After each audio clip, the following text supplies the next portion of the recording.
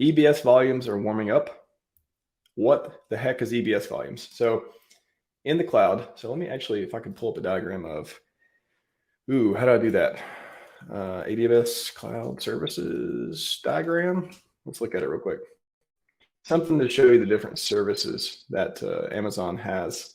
So a cloud server, a VPS, they're all kind of the same thing, just different implementations, different companies.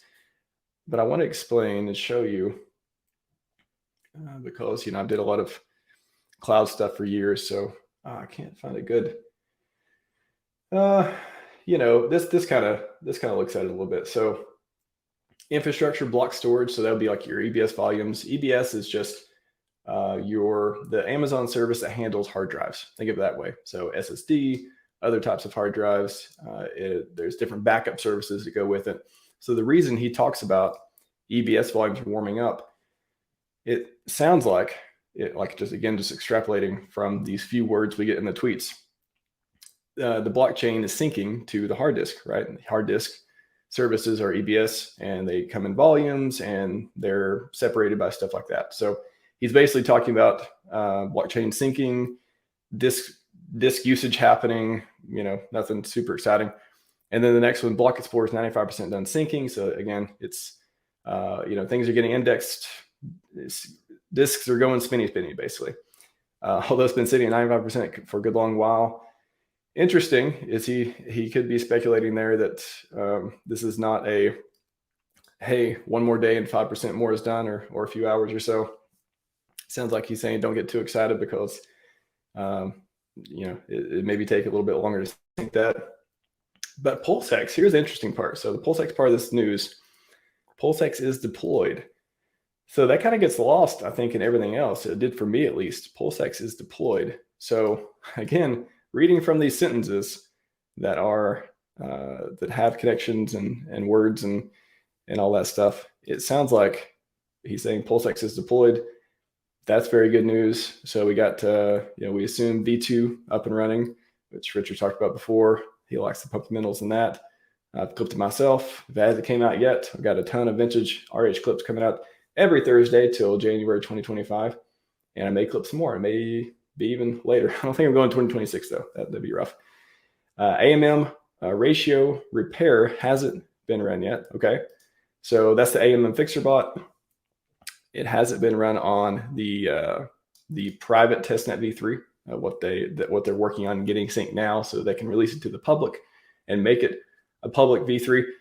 That's the difference too, by the way. I mean, there's always a private testnet because implicitly it hasn't been released to the public yet. So when people say private testnet, public testnet, everything's a private testnet until it gets released to the public. You can kind of think of it that way. Can't wait till it's public. Yes, sir. Neither can we. So back to the services real quick, because it's going to lay some groundwork for some other tweets that may make more sense too. Compute. So you have compute, which is EC2 services, which are the actual servers, the full servers you can spin up. You have the network layer, which I guess that's referring to maybe this security groups, which is kind of your firewall. It can refer to your bandwidth, the network cards that are actually processing the network transactions are going back and forth to the servers.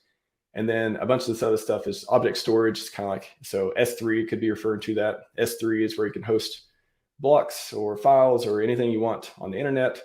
And it could be websites, it could be whatever. That's kind of the file service for Amazon. Runtime makes me think of Lambda. So Lambda is, you can write Lambda functions, which basically code as a service. So you could write a Python script. So if you just want to run a Python script that just pulls down stuff from the internet, you don't need a whole server to do that. Actually reduces a lot of your attack surface if you just use a Lambda function or a Lambda service to do that. So Amazon provides all these different services to do all these different things that devs want to do, including run nodes, run validators, run code, run internal private networks within the Amazon cloud as well. And then, of course, run stuff that talks to the internet, that allows remote management, that allows you to build websites and whatever else you want to deploy to the world. So just want to give a overview of that. There's monitoring stuff and all those things as well. But I wanted to explain that just so you have a little bit more context when we go through some of the cloud stuff, because Richard throws these words around the KBS, and otherwise you need a Google and a spreadsheet to look at to understand sometimes.